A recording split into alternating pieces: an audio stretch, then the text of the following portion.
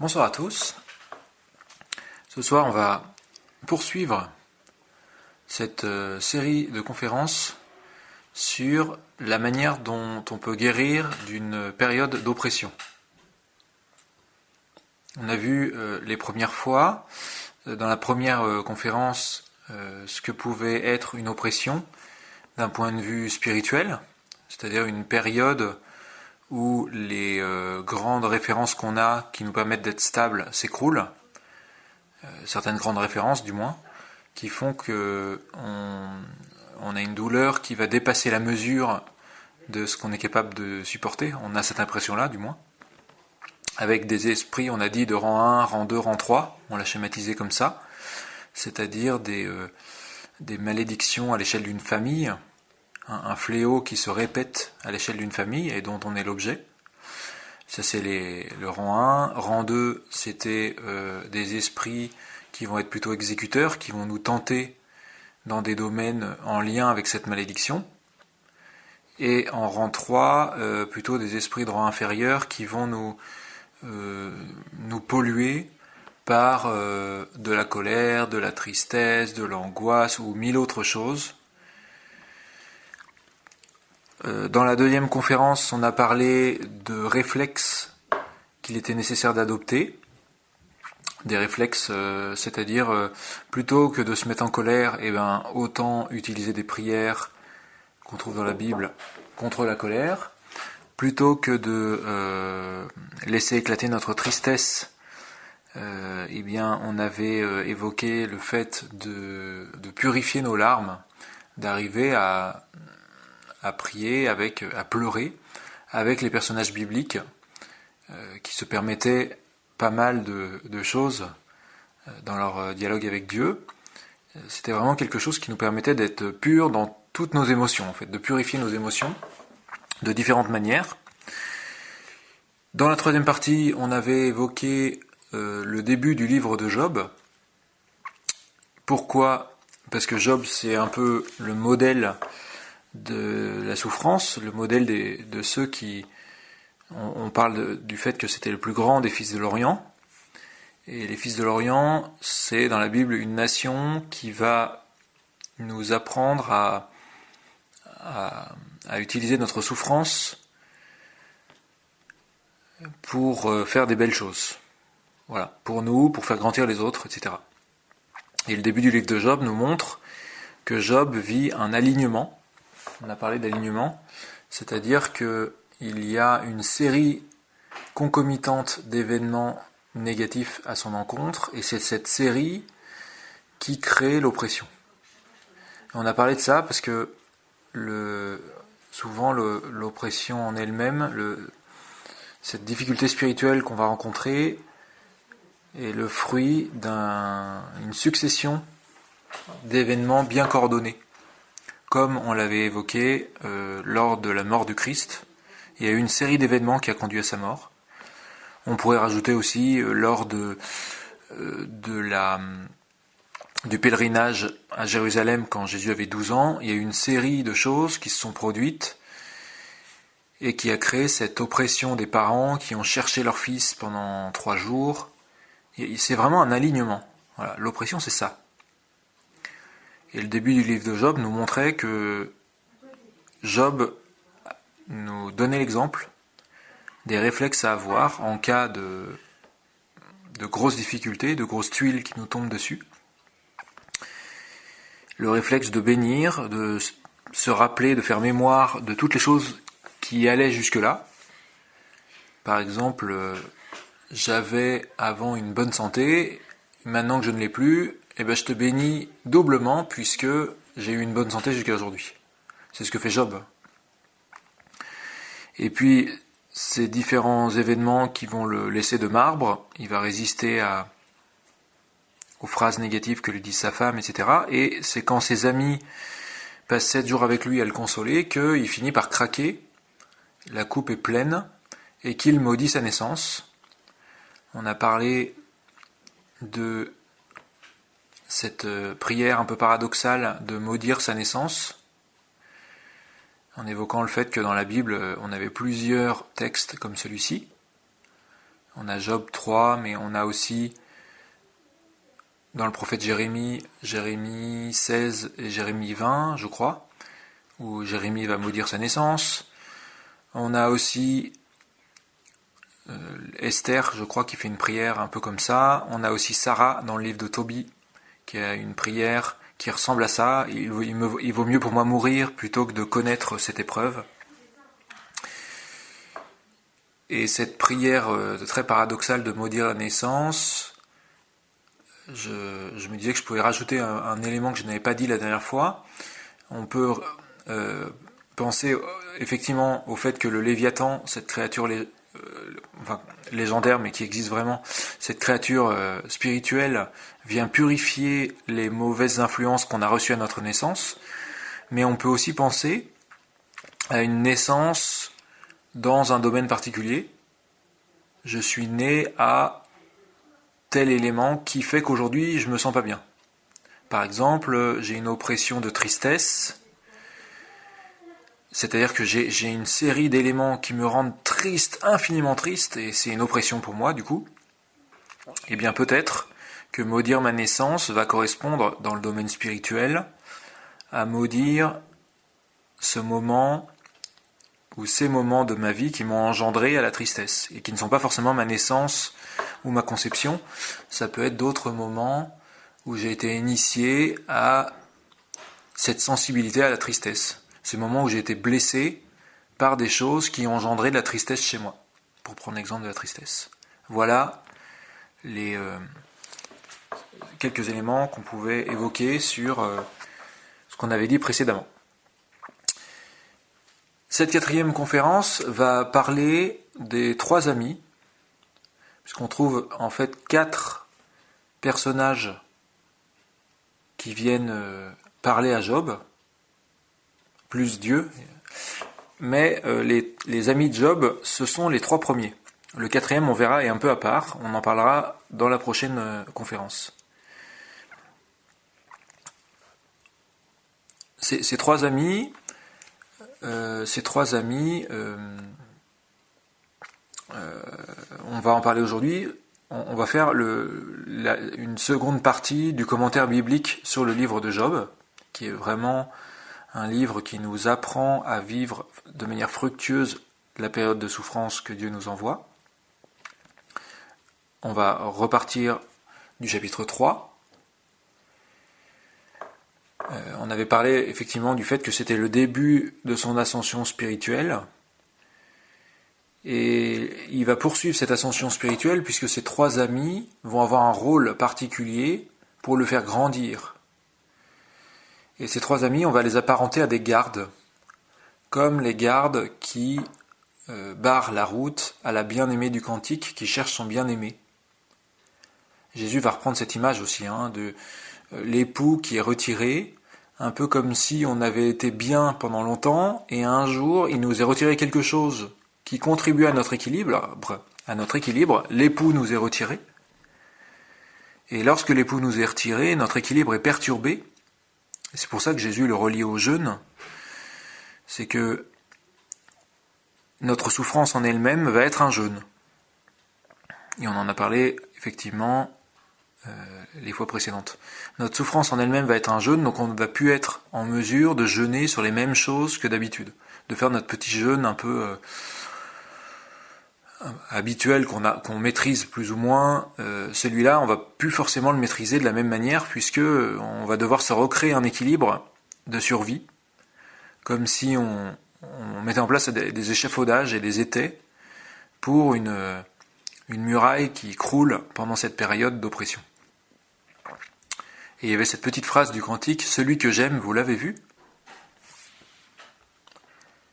L'idée c'est vraiment comment on va, comme Job, s'appuyer sur les gens qui nous entourent et qui ont du mal à nous comprendre, qui ont du mal à comprendre notre souffrance et qui vont nous blesser, comme les gardes de la bien-aimée. Comment on va s'appuyer sur eux pour prendre conscience petit à petit de raisons que le Seigneur cherche à nous faire comprendre, de raisons de cette oppression. En fait, le Seigneur, il a un projet pour nous. il a envie que comme Job, nos biens soient doublés à l'issue de cette période de difficulté. Et plus on va comprendre vite le message que Dieu veut nous faire passer, plus on va en sortir vite. Ou alors, plus on va en sortir avec brio, moins ça va être douloureux en fait cette période. Et on va parler de 3 phases dans cette confrontation avec les amis.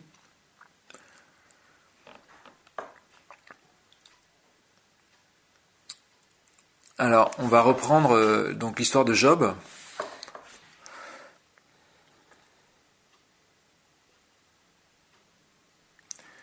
Et ces différentes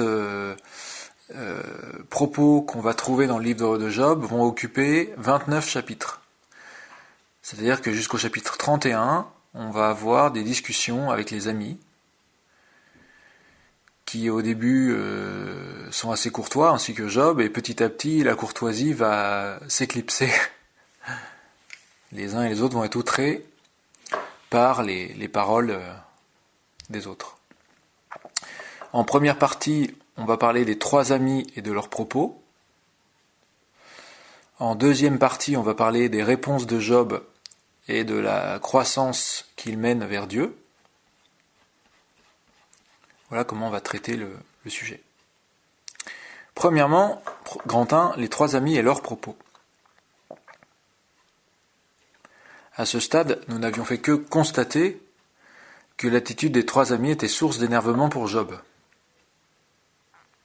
Surtout au terme de cette semaine passée avec lui, où ils l'ont consolé, où ils ont fait silence, ils ont pleuré avec lui, ils ont fait silence à la fin. Et c'est à la fin que Job a commencé à dire des choses qui montraient qu'il bouillait intérieurement, quoi. Avant, il gardait son calme, mais là, c'était trop. Et c'est à partir du chapitre 4 qu'on les entend parler. Avant, on ne faisait que raconter d'une manière extérieure qu'il l'avait consolé, etc., mais on ne connaissait pas leurs propos. Et effectivement, leurs propos vont nous confirmer qu'ils sont de bien piètres consolateurs pour leur ami Job, en dépit de toute leur bonne volonté, parce que, effectivement, rien ne nous indique dans le texte de la malveillance de leur part, bien au contraire. Mais le texte va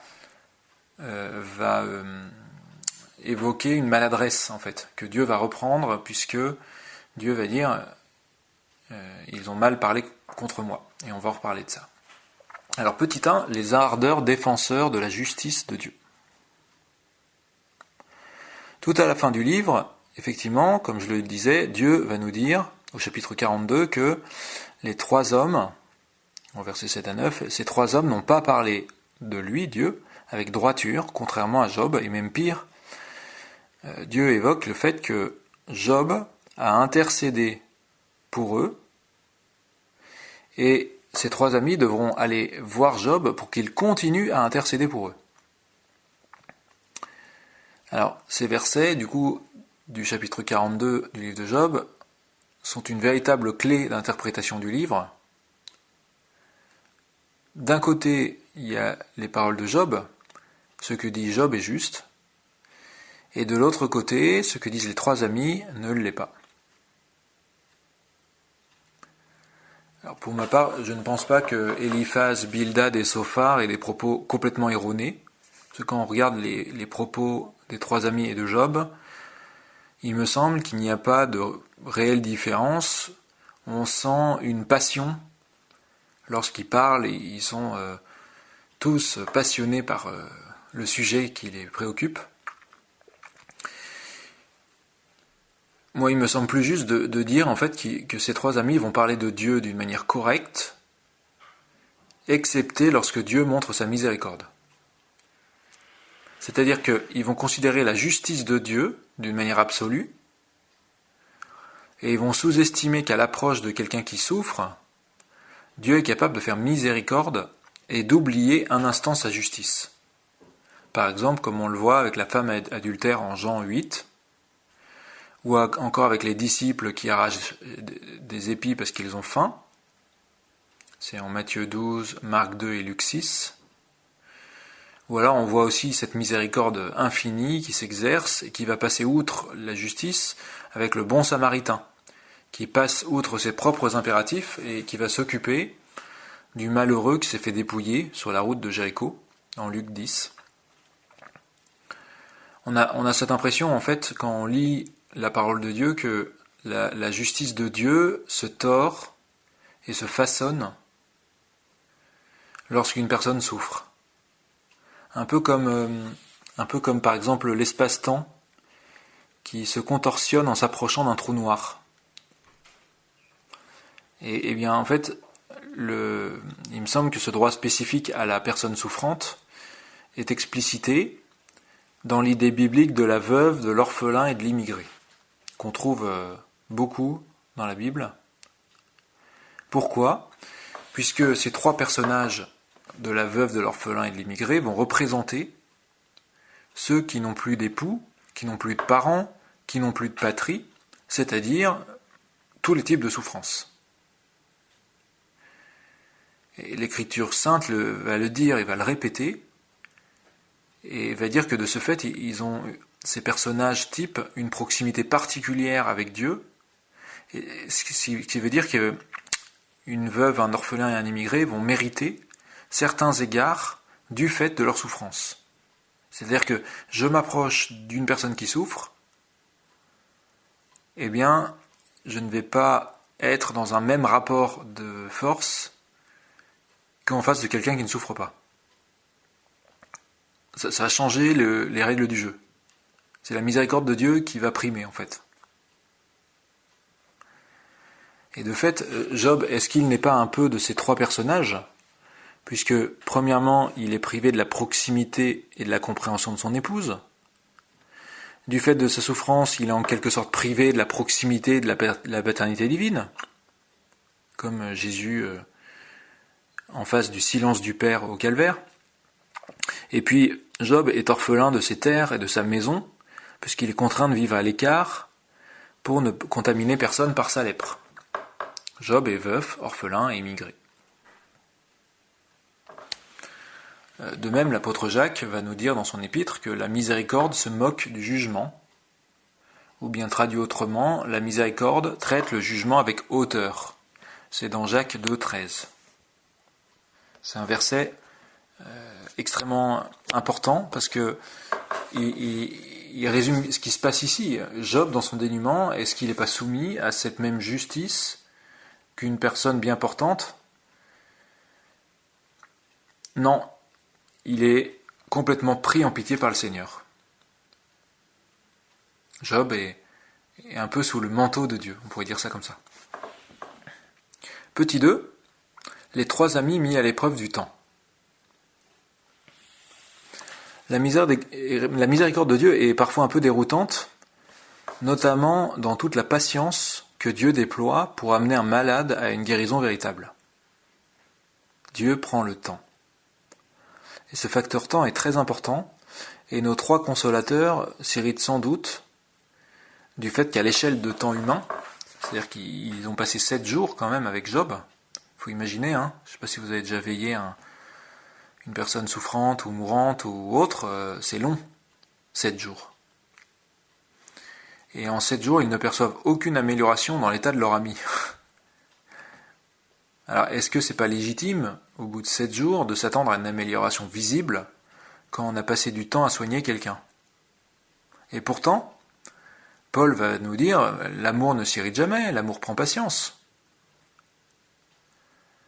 C'est vrai que quand quelqu'un est oppressé par le démon, on a envie qu'elle soit guérie d'un coup par un exorcisme, et hop, on n'en parle plus.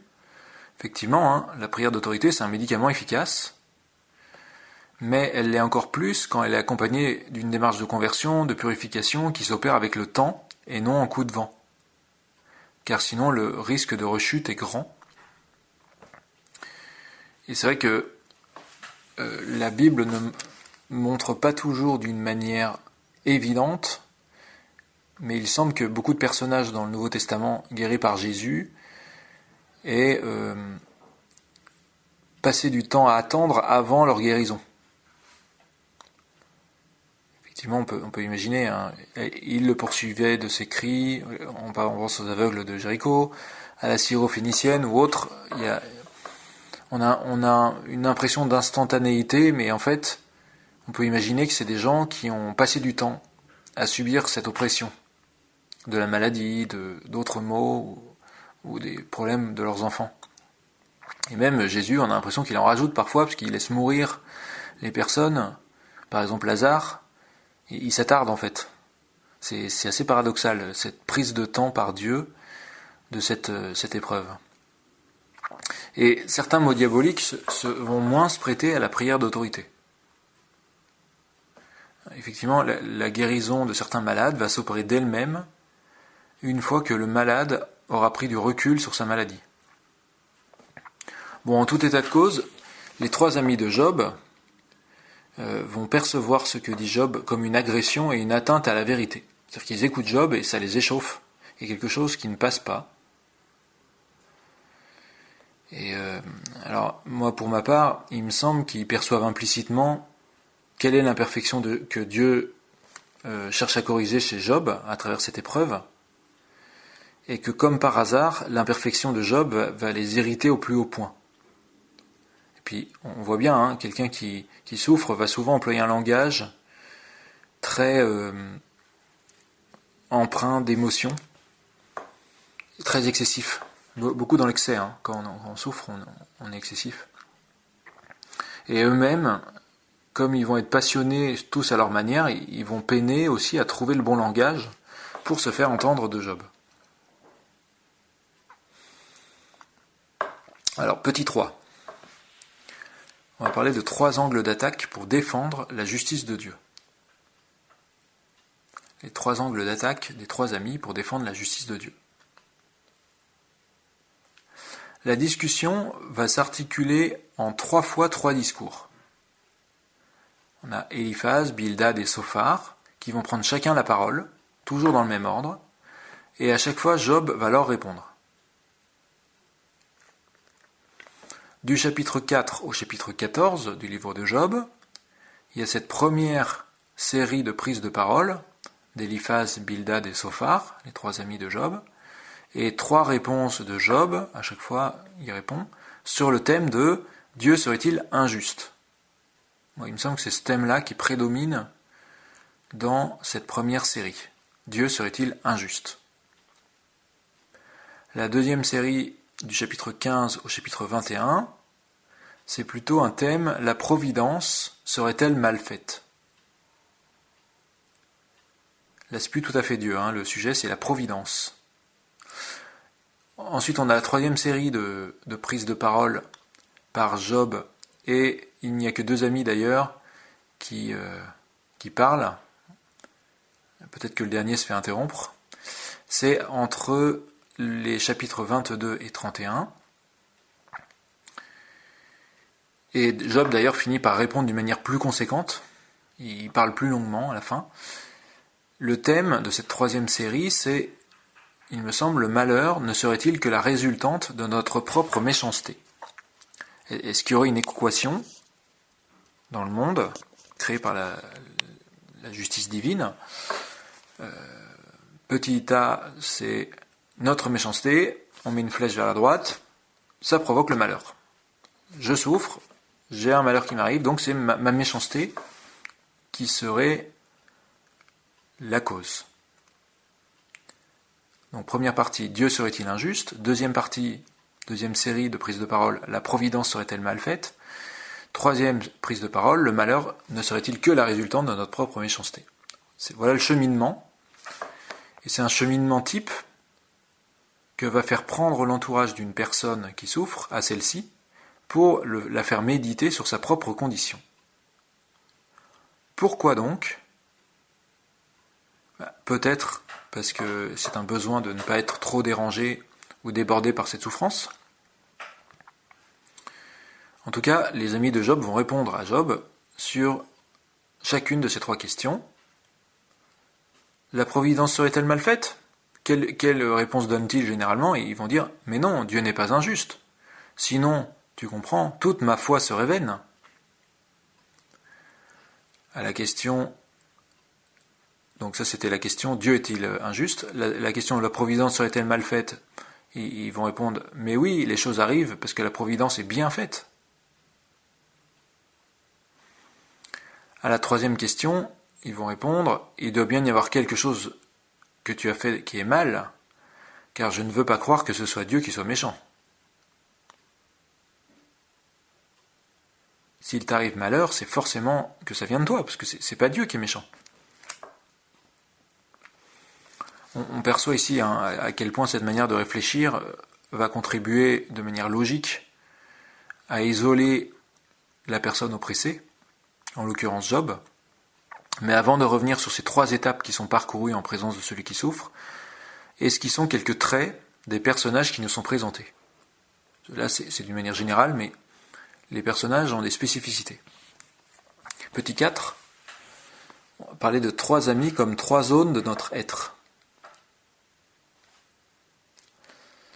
Ces personnages peuvent être vus, dans une certaine manière d'interpréter la Bible, bien sûr, comme trois manières dont nos amis sont susceptibles de nous consoler lorsque nous traversons une grande épreuve. Et la manière, de fait, dont nous-mêmes sommes tentés de consoler ceux qui souffrent. Quand on console quelqu'un, on va souvent s'appuyer sur une ou plusieurs de ces manières de faire. Soit par la spiritualité, c'est le personnage d'Éliphaz, ça va être des arguments du type « voilà ce que j'ai reçu dans ma vie de prière ». Dans ma vie de prière, je vis ça, donc je t'apporte des arguments qui me paraissent justes, puisque c'est ma vie de prière, ma relation à Dieu qui me dicte ça. Deuxième manière d'appréhender le sujet, par la raison. Ça, c'est Bildad. Ça va être des arguments comme la tradition dit que. Il est écrit telle chose. Telle personne a dit que. Telle personne de référence. Par la raison. Troisième manière d'appréhender les discussions avec une personne qui souffre, par l'affectivité. C'est le personnage de Sophar. Tu te dis parfait et tu nous mets en doute. Il y a un côté très dans l'émotion.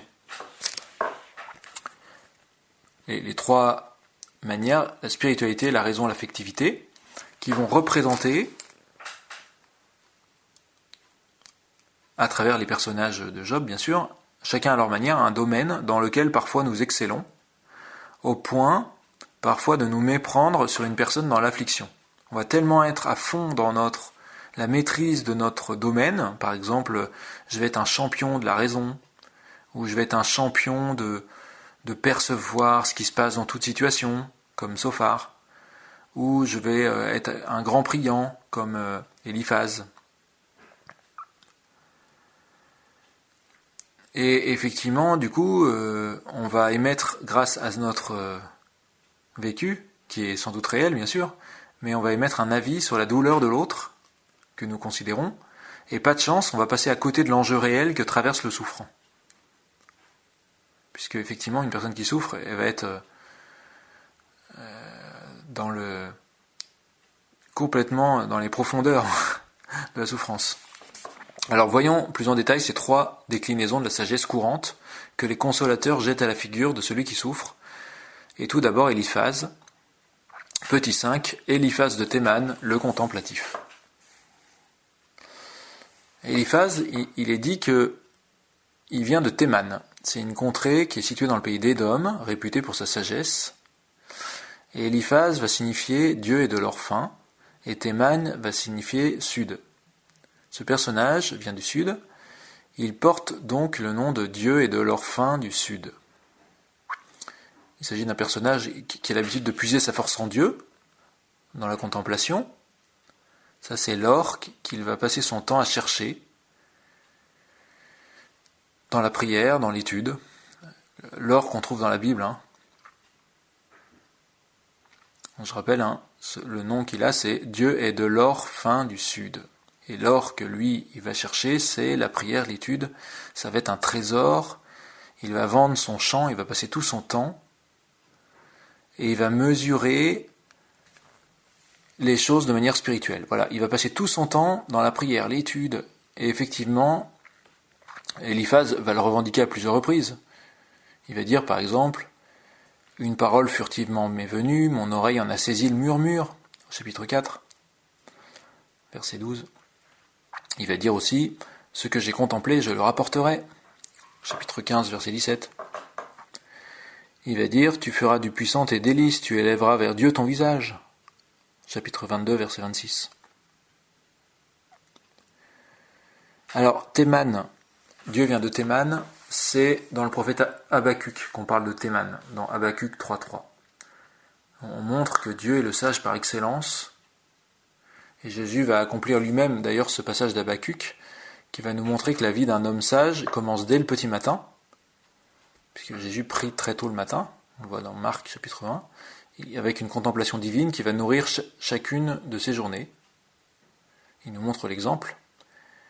Cela fait de cet homme quelqu'un de puissant, puisque, toujours dans le prophète Habacuc, de celui qui vient de Théman, il est dit, devant lui marche la peste, la fièvre, mais c'est pas dans les siens, il fait sursauter les nations.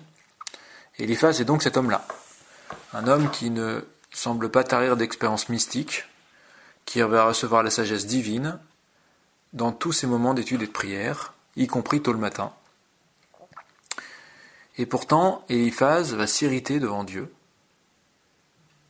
Job, il va s'irriter devant Job, puisqu'il va insinuer à Job que sa foi ne reposait que sur son bien-être, mais s'écroule maintenant que vient le malheur. Chapitre 4, il lui dit ça. Maintenant que vient le malheur, ta foi s'écroule. Il déclare lui-même que Bildad et Sophar sont envoyés par Dieu, les deux autres compères, afin de lui rappeler la sagesse. Et lui-même, bien sûr, nous sommes venus pour te rappeler la sagesse envoyée par Dieu. Il va dire à Job qu'il est forcément coupable vu son état et ce qu'il dit, et de revenir au puissant afin d'être relevé. Chapitre 22. On peut imaginer ce que vit ce personnage d'Eliphaz, à quel point ça peut être agaçant pour quelqu'un comme Eliphaz qui vit de manière spirituelle, qui s'efforce de l'être du moins, qui puise sa force en Dieu pour sortir de toutes ses épreuves, de voir quelqu'un comme Job. Et la vie chrétienne nourrie d'Eliphaz, si Eliphaz était un chrétien, s'il vivait aujourd'hui, ne semble pas lui suffire à être ajusté à la personne qui endure l'épreuve. Ça veut dire que nous-mêmes, on peut se planter de la même manière que lui. On peut même dire que cette personne qui souffre devient pour lui, pour Eliphaz, une pierre qui va le faire chuter au niveau de sa propre spiritualité. Lui qui croit si bien connaître Dieu et sa sagesse. Il semble que son point faible soit révélé dans son premier poème, en Job 4. Eliphaz de Théman, en fait, va raconter qu'il a reçu la visite d'un nocturne, d'un ange d'angoisse, il va le nommer comme ça, qui lui a révélé la justice impitoyable de Dieu, une justice qui est impitoyable à la fois pour les anges et pour les humains. Eliphaz, il est donc porteur de cette peur qui semble agir comme un ennemi redoutable infiltré dans sa propre théologie, qui va lui dicter que dès qu'une personne semble s'écarter de la sagesse commune reçue, c'est que celle-ci est fautive, pécheresse. Est-ce que cette manière de penser n'est pas une erreur fondamentale pour bien comprendre qui est le Très-Haut, ou au moins, si ce n'est pas une erreur fondamentale, peut-être un écart par rapport à la juste compréhension de qui est Dieu? De dire que Dieu est impitoyable, a une justice impitoyable, et en fait de s'arrêter là, de ne parler que de la justice. Peut-être que Eliphaz n'a pas encore fait l'expérience de la miséricorde inconditionnelle de Dieu, et en particulier sa proximité et sa tendresse infinie pour les affligés par la souffrance. Et si je reviens au texte du prophète Habacuc, où est décrit le sage par excellence, la chose qui est rappelée en premier, c'est la miséricorde, justement. En Habacuc 3.2. Est-ce que c'est pas une balise pour nous, cette miséricorde, quand on considère Dieu, pour nous rappeler, quand nous souhaitons nous appuyer sur notre vie de prière et d'étude, et d'étude de la parole de Dieu, quand on veut consoler quelqu'un, pour nous rappeler que Dieu se laisse toucher par la personne souffrante, même lorsque celle-ci n'est pas très conventionnelle. Alors étudions le personnage suivant, Bildad de Choua, que j'ai appelé le rationnel en action. Petit 6, Bildad de Choua, le rationnel en action. Bildad du pays des Choua signifie littéralement fils de consternation au pays de la dépression. La spécialité de Bildad, c'est sa capacité à raisonner. Il va se référer à la tradition qu'il a étudiée afin de construire sa pensée. C'est dans Job 8, 8 à 10. Il lui dit « Interroge donc les générations d'antan ». Il va puiser dans la tradition. Il est choqué par Job, car celui-ci semble s'opposer à l'ordre voulu par Dieu et à sa justice. On le voit au chapitre 18, verset 3-4. En effet, pour lui, cette épreuve montre que les enfants de Job méritaient sûrement ce châtiment qui leur a été infligé, et il va jusqu'à le dire à Job, tes enfants, ils ont sûrement mérité ça, quoi. Job 8, chapitre 4. Et il va le dire aussi, Job, tu dois sûrement être rempli d'erreurs pour tomber ainsi.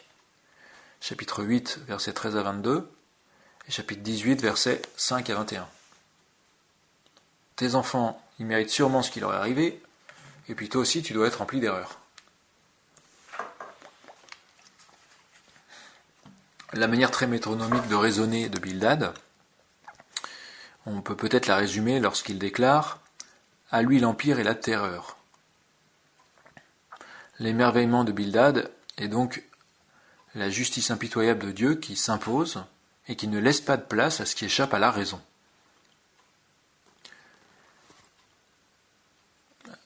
Du coup, on peut imaginer pourquoi Bildad, ce second ami, serait une bonne représentation de tous nos raisonnements humains qui se mettent en mouvement devant celui qui souffre, et puis c'est normal de réfléchir. Et au lieu de consoler, ces raisonnements vont apporter une consolation qui reste quand même un peu narcissique. Est-ce que c'est pas narcissique de se triturer le cerveau dans tous les sens pour atténuer cette difficulté de voir l'autre qui est dans l'épreuve? On a parlé du côté horripilant, mais oui, on a envie que ça avance, quoi. Celui qui s'appuie exclusivement sur sa raison, est-ce que il n'y a pas ce risque, comme Bildad, d'être froid dans les diagnostics?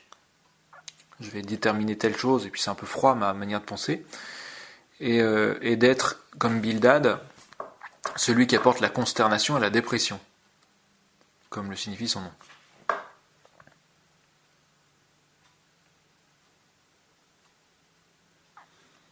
Troisième personnage, Sophar de Nahama, l'affectif heurté dans sa sensibilité. Petit 7, Sophar de Nahama, le troisième ami, l'affectif heurté dans sa sensibilité.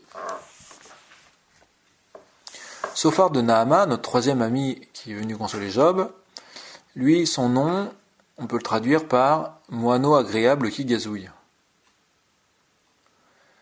Il est sans doute celui qui ressent la joie et la peine, et il renvoie lui-même tout son entrain comme un bulldozer qui va pousser l'entrain comme pour jouer comme de la neige ou comme du sable, ou comme un coton plein de chloroforme, on pourrait dire ça comme ça, pour jouer un rôle positif auprès de ses amis.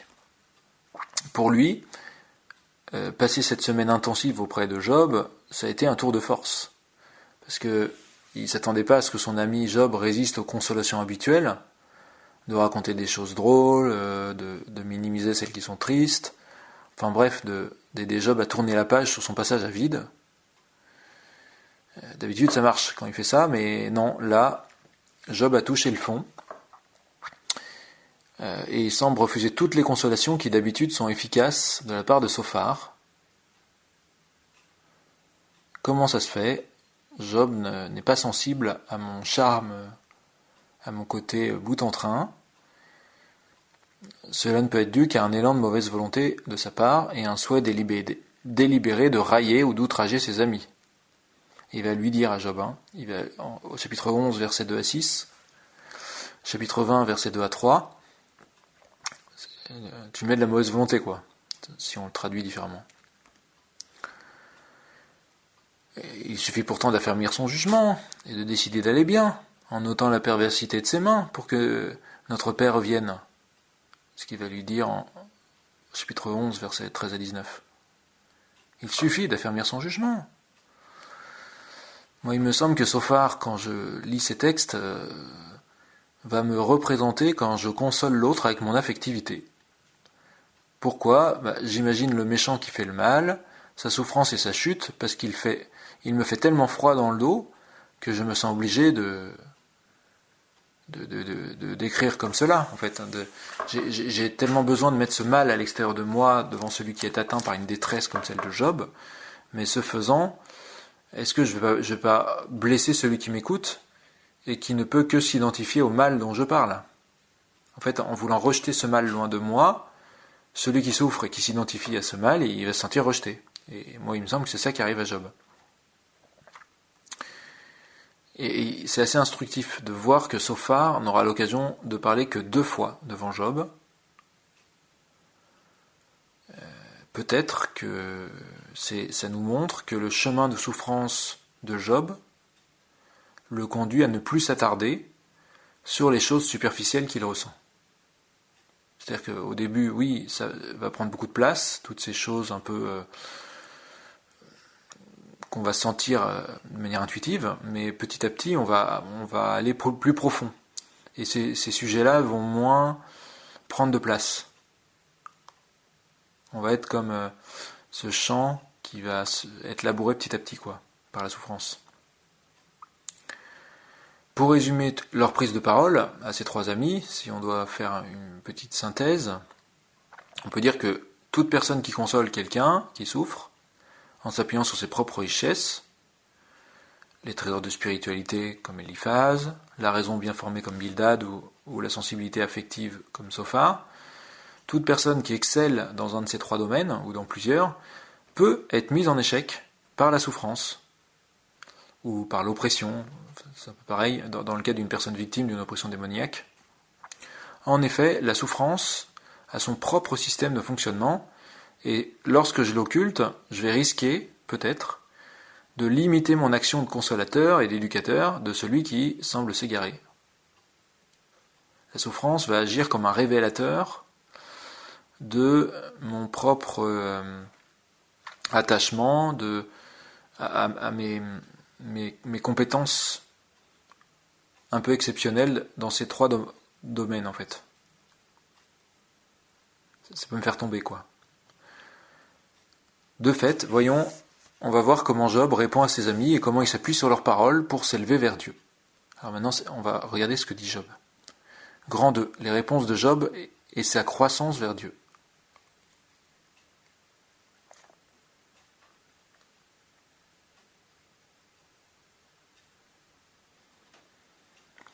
Nous avons vu que le dialogue entre Job et ses amis s'articulait autour de 3 axes successifs. Revenons sur ces 3 axes, sur ces 3 débats, et on va voir comment Job, qui est la voix de la souffrance, va s'appuyer sur ce que disent ses amis pour s'élever vers Dieu. La première question, le premier thème de la joute verbale, de la première joute verbale où chaque ami parle, suivi de Job, une première fois, c'est « Dieu serait-il injuste ?» Grand 2, petit 1, « Dieu serait-il injuste ?» Dans les chapitres 4 à 14. Job, dans son état et ses propos, va renvoyer l'idée que oui, Dieu est injuste. C'est du moins la perception des 3 amis. Ils disent « Mais quand on t'écoute, Job, tu nous dis que Dieu est injuste. » Et du coup, pour nous, lecteurs de ce livre de Job, on a une impression d'un dialogue de sourds. Puisque chacun va dire « Mais non, Dieu n'est pas injuste », tout en ayant l'impression que l'autre soutient la thèse inverse. Que ce soit le souffrant maladroit, ou les 3 consolateurs maladroits. Ils vont tous dire « Mais non, Dieu n'est pas injuste, mais non, Dieu n'est pas injuste ». De fait, Job, même s'il fait quelques reproches à ses amis, qui peinent à le comprendre, va adresser finalement la plupart de ses propos à Dieu directement, comme une prière, et à chaque fois en suivant le même cheminement en 3 étapes. C'est-à-dire que quand on regarde ces paroles, Job va toujours s'adresser à Dieu, mais en suivant ces 3 étapes. D'abord, il va rappeler que tout ce qui lui arrive est voulu par Dieu. On le trouve au chapitre 6, versets 1 à 13, chapitre 9, versets 1 à 13, chapitre 12, verset 4. Tout ce qui lui arrive est voulu par Dieu. En substance, il ne dit pas « Dieu est injuste », mais il va dire plutôt « Dieu, toi qui tiens toutes choses en ta main, pourquoi me laisses-tu dans cette situation intolérable ?» Il y a une nuance.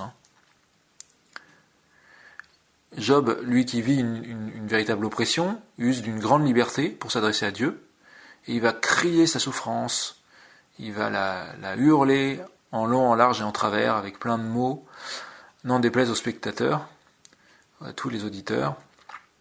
Est-ce que, quand on contemple la manière dont il fonctionne, c'est pas une des grâces de la grande épreuve que je traverse, cette oppression, que d'aller chercher au fond de mes entrailles un cri de souffrance vers Dieu.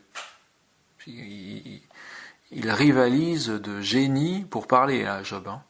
Et c'est vrai qu'une personne souffrante, ça peut être une caractéristique de la souffrance, d'arriver à faire sortir des choses qu'on n'aurait jamais dites avant, quoi. Si l'on parvenait à peser ma hargne, si l'on amassait ma détresse sur une balance. Voilà, il dit des choses mais extraordinaires, quoi. Rappelons que le Créateur, lorsqu'il répond enfin à Job à la fin du livre, dit que Job a parlé d'une manière juste de lui, même s'il lui reproche d'avoir critiqué sa providence. Eh bien, prendre la peine de décrire pas à pas la profondeur de ma souffrance, c'est pas un affront au Seigneur, même si cela est parfois maladroit. Je parle de ma souffrance, c'est pas le Seigneur que je suis en train d'insulter, quoi. En fait, il s'agit d'une manière de rentrer en dialogue avec le Seigneur en rebondissant sur les propos de mes interlocuteurs.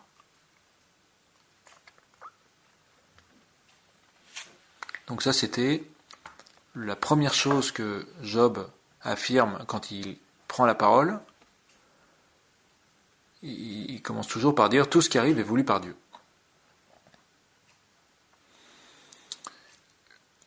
Dans un second temps, à chaque fois, Job va souligner qu'en plus d'être par la volonté de Dieu frappé par le deuil, la ruine et la maladie, il est accablé par d'autres personnages. Par exemple, il va dire « Mes frères ont trahi comme un torrent ». Voilà, il dit à Dieu en plus de tout ce qui m'arrive, il y a des personnages qui m'attaquent. Il va citer les effets négatifs. Il va dire que ces 3 amis, alors il dit pas 3, mais mes amis qui me poussent à la désespérance, au chapitre 6. Il va parler des alliés de l'orgueil, ou du typhon, ou de la cravache de Dieu, au chapitre 9. Il va parler des hommes moqueurs, au chapitre 12. Moi, il me semble que ces personnages désignent tous la même réalité. Ce sont les gardes, les soldats dont parle la bien-aimée du Cantique des Cantiques, ceux qui barrent la route lorsqu'elle se met en quête du bien-aimé qui se fait absent. On le trouve au chapitre 3 et 5 du Cantique des Cantiques.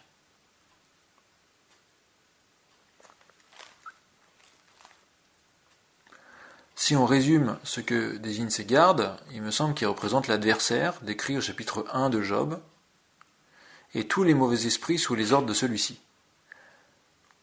Les bons anges envoyés par Dieu pour éduquer Job dans cette épreuve, et que Job trouve trop dur avec lui, et enfin toutes les personnes qui au contact de Job semblent faire preuve d'incompréhension. Donc les gardes représentent l'adversaire, Satan, du chapitre 1, lui qui a l'impression que c'est lui qui a eu l'idée d'aller tenter Job, il a l'impression que c'est lui. Ça va représenter tous les mauvais esprits sous ses ordres. Ça va représenter les bons esprits qui sont venus envoyés par Dieu pour éduquer Job dans cette épreuve. Et ça va représenter toutes les personnes qui font preuve d'incompréhension, comme Bildad, Eliphaz et Sophar de Naama. Et tous ces gens, ces gardes, du fait de la plaie profonde de celui qui est persécuté, se mettent à le traquer comme des requins attirés par l'odeur d'une goutte de sang d'un animal blessé. Le Cantique des Cantiques va expliquer que tout l'enjeu devant ces gardes qui me blessent, c'est de les dépasser. car ils finissent de m'ôter ma houppelande, c'est-à-dire ils terminent de me mettre à nu. C'est dit dans Job 19, 26. Ils terminent de m'enlever ce qui m'est encore inutile pour mon élévation spirituelle. C'est douloureux sur le coup, mais cela va être utile pour ma guérison. Ces gardes vont me décrasser, vont m'enlever des choses que j'avais sur moi jusqu'à aujourd'hui, mais qui nuisent à ma guérison spirituelle. Cette seconde partie des répliques de Job est donc capitale, parce qu'elle présente devant le Seigneur, elle va dénoncer même tous ces personnages, bons ou mauvais, qui au lieu de s'attendrir et d'accompagner la guérison, vont avoir un rôle d'aviver la souffrance d'une manière impitoyable. Ils vont être comme un couteau dans la plaie ou un carambar dans la carie, vous connaissez l'expression. Et afin de dépasser ces personnes, ou ces esprits, qui par souci d'aider ou par opportunisme d'ailleurs pour certains vont m'accabler, Job enseigne un moyen. Il présente devant l'Éternel toutes les tracasseries qu'ils lui font et leurs conséquences sur lui-même, sollicitant ainsi la miséricorde de Dieu. C'est une manière de secouer la poussière de ses pieds, c'est-à-dire de se détacher des choses inutiles qu'ils lui disent, de se défaire de leur emprise pour des êtres mal intentionnés, ou de souligner leur excès de dureté à notre égard,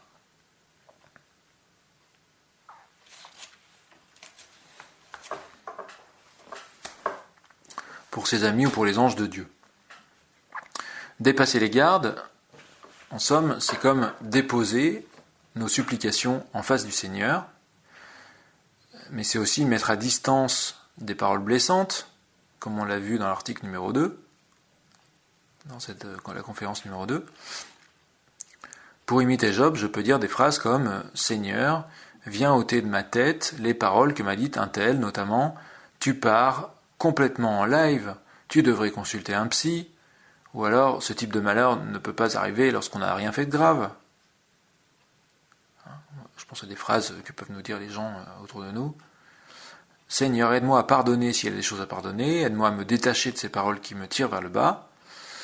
Ce type de prière, c'est également un moyen de demander au Seigneur de se dégager de l'influence des esprits de rang 1, des malédictions qui sont bien plus fortes en apparence que nous. On le développera dans la prochaine conférence, parce que c'est un point qui me semble majeur, vraiment. Voilà. Donc, cette deuxième partie, c'est dans la prise de parole de Job, que lorsqu'il prend la parole, c'est toujours... Quand il s'adresse à Dieu, c'est toujours « Mais Seigneur, c'est insupportable tous ces êtres autour de moi qui ne font que aviver ma douleur. Ne vois-tu pas que ma souffrance est déjà suffisante ?» Le troisième point, quand Job s'adresse à Dieu, après avoir dénoncé ses persécuteurs, il va plaider devant Dieu « Vois comme mon état est déplorable ». Et il va demander « Abrège mes jours » et il va interroger « Pourquoi me laisser en vie dans cet état ?»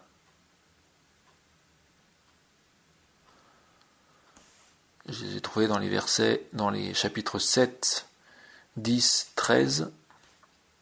Dans les chapitres 7 et 10 et 13. « Vois comme mon état est déplorable, abrège mes jours, pourquoi me laisser en vie dans cet état ?» Et il y en a plein d'autres du même genre. Voilà des versets parmi les plus poignants du livre de Job qui vont nous faire toucher. Comment exploiter la souffrance en sondant les tréfonds de l'âme, en sondant les limites de l'absurde, en sondant aussi peut-être l'infini qui sépare les plans du Seigneur et les nôtres. Puisque je manque de mots quand je souffre, Job est un peu mon frère aîné en matière de souffrance, et laissons-le nous enseigner sa manière sombre mais confiante de converser avec Dieu.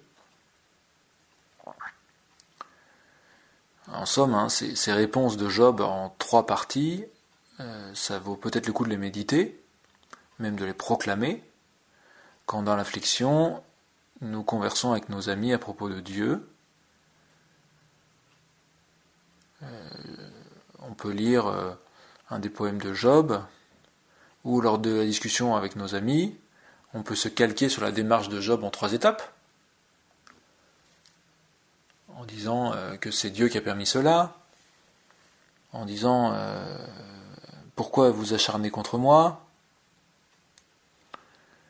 en lançant un cri de souffrance pour que ça sorte, puisque il semble que ce soit une forme de prière précieuse pour donner un sens à l'affliction, à interroger ceux qui nous entourent, garder un lien de dialogue avec Dieu aussi, et du coup se frayer un chemin vers la guérison. Peut-être le faire dans sa prière personnelle, en limitant les mots qu'on échange avec nos amis, puisque comme on voit que nos propos à nous ne sont pas forcément bien compris.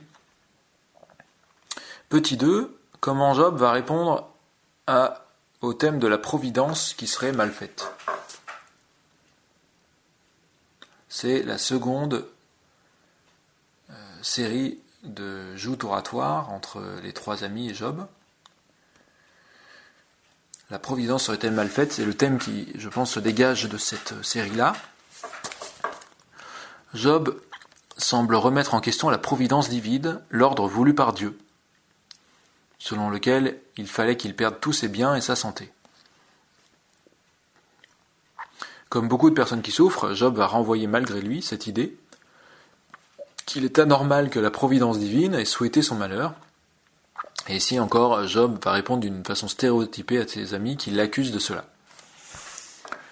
En premier lieu, il va donc toujours dans ce thème de la providence qui serait mal faite, c'est-à-dire la série des événements qui m'ont conduit à être dans cette souffrance affreuse. Est-ce qu'elle aurait été mal fichue, en fait? Est-ce qu'il y aurait eu quelque chose de mauvais dans cette série d'événements? En premier lieu, il commence toujours par remettre en place ses amis. Chapitre 16, 19, 21. Il les remet en place pour leur indiquer qu'il est de bonne volonté, qu'il a besoin de vraie consolation, il a besoin d'être écouté. Peut-être que, en fait, en faisant comme ça, Job va faire redescendre le débat d'un point de vue théorique à une visée pratique, parce que c'est bien la théorie, mais quand on souffre, c'est un peu comme s'il disait « Regardez-moi et voyez, vous pouvez me croire, je suis de bonne volonté, j'essaie de m'en sortir. » Deuxièmement, il va toujours rappeler qu'il a été accablé par des scélérats, que c'est plutôt ceux-ci qui ne méritent pas de vivre.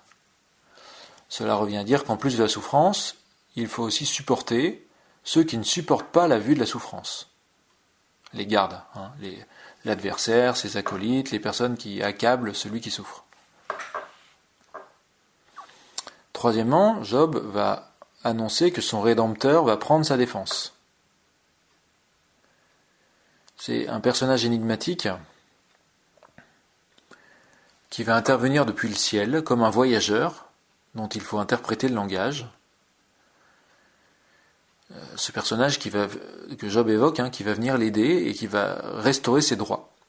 Donc on ne peut plus l'accuser de désespérance, et on va parler de ce personnage dans la prochaine conférence, mais ce qu'on peut noter dès à présent, c'est que Job va concentrer une partie de son espérance sur l'aide que va lui apporter ce véritable ami. Et quatrièmement, il va toujours prendre la parole en concluant par une mise en garde. Cette mise en garde, on peut la résumer ainsi. Si vous continuez à me torturer par vos paroles, attention à vous. Votre tranquillité apparente, comme le calme cortège d'un méchant que l'on emmène au cimetière, ne prouve rien. Attention. Et c'est un peu en miroir avec la première partie de sa prise de parole.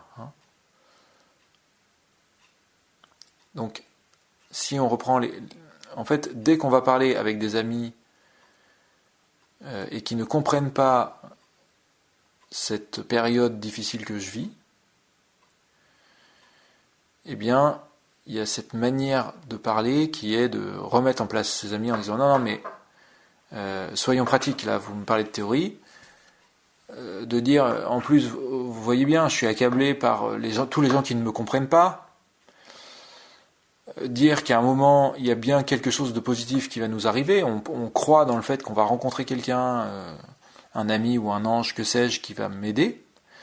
Et quatrièmement, rappeler la mise en garde en disant, allez, s'il vous plaît, c'est pas parce que vous êtes calme maintenant que il faut continuer à me chatouiller comme ça, quoi. Là, je souffre, vous voyez bien, quoi. Hein. Petit 3, la troisième série de prises de parole entre Job et ses amis. Mon malheur est-il la conséquence de mon péché? Est-ce que c'est parce que j'ai péché que je suis dans le malheur aujourd'hui?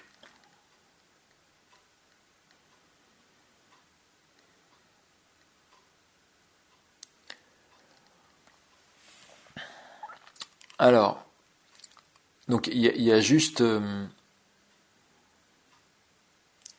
ce thème qui revient.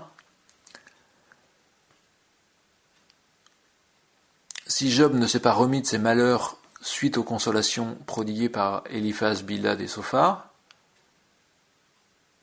est-ce que c'est pas parce que Job a péché, parce que les trois amis, ils ont employé tous les remèdes qu'ils connaissaient, de prier, d'être patient, de pleurer avec lui, d'être calme, mais d'habitude ça marche, quoi.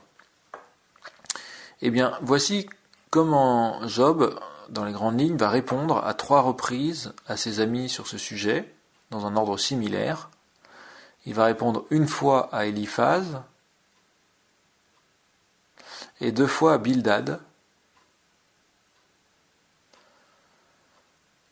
puisque cette fois-ci, Sophar ne prend pas la parole.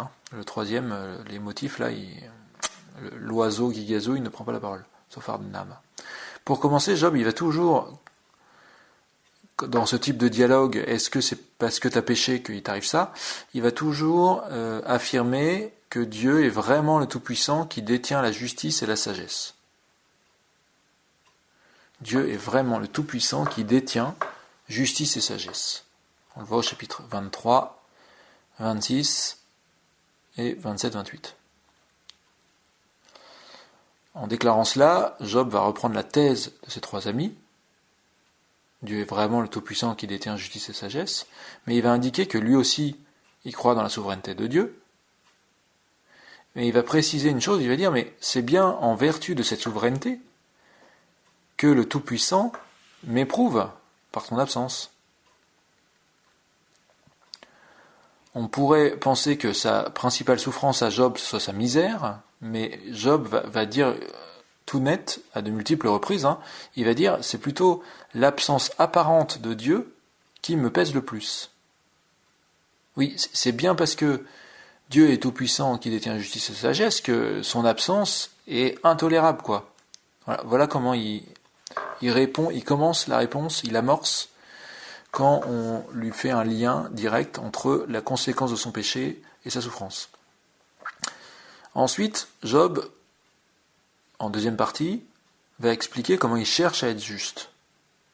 Chapitres 23, 27 et 29 à 31. Je suis juste, du moins je le cherche dans tous les domaines de ma vie. Je suis agrippé aux traces du Seigneur. Il va bien en tenir compte, le Seigneur. Job, il prend le temps de relire ses bonnes œuvres. Job va parler des bénédictions dans lesquelles il vivait. Il va redire en quoi il croit. Et c'est vrai qu'en se faisant, en parlant de manière positive de tout ce qu'il a vécu, tout ce qu'il a cherché à faire, c'est peut-être un moyen de se défaire des images négatives que les accusateurs cherchent à lui renvoyer sur lui-même. On trouve dans les psaumes, il y a beaucoup de psaumes qui vont utiliser ce même procédé, de dire je suis juste, j'ai été parfait devant toi, comme si le regard du priant se purifiait en cherchant Dieu à l'intérieur de lui-même, dans les lieux où il s'efforce de rester intègre et pur de tout péché, ou même en revisitant par la prière le moment de sa conception. Parler de manière positive, c'est la louange en fait ça. La louange, c'est de dire merci pour tout ce qui m'arrive, mais aussi de dire merci parce que j'ai fait ça de bien. C'est une manière de dire au Seigneur, tu as agi dans ma vie. C'est une manière de dire, je suis une merveille malgré ma déchéance du moment. Voilà, donc on sent que Job approfondit peu à peu sa foi, puisque à sa seconde prise de parole, lors de sa réponse à Bildad, il prend le temps de chanter une ode à la sagesse, qui prend tout le chapitre 28. Il va pointer le décalage entre son bonheur d'antan et sa souffrance présente, dans le chapitre 29 à 31. Et il va nous montrer, en fait, Job, que lors d'une discussion sur les liens de cause à effet entre le péché et la souffrance, eh bien, lorsqu'on arrive à parler de la toute-puissance de Dieu d'une manière positive, en lien avec son silence, en fait, qui nous fait souffrir, et qu'on va dépoussiérer toutes les belles choses que nous avons dans le cœur, pour ne pas nous laisser contaminer par une haine de nous-mêmes, eh bien, peu à peu, on va rentrer dans cette démarche de dépasser ces gardes qui nous barrent la route, mais qui en fait sont un peu comme un escabeau, une échelle de Jacob, pour nous élever vers le puissant. Eh bien, vous qui écoutez cette conférence puisque vous êtes dans l'oppression, je vous invite vraiment à bénir le ciel pour tous les gens qui vous entourent et qui sont profondément indignes de la compréhension de la souffrance, qui sont irritants, horripilants, qui avivent votre souffrance, puisque c'est, il me semble, l'exemple que donne Job. Je vous remercie pour votre attention, et puis on se retrouve la prochaine fois pour la suite, où on va parler de l'arrivée du Rédempteur dans ce personnage d'Éliou. Bonne fin de soirée, et soyez bénis.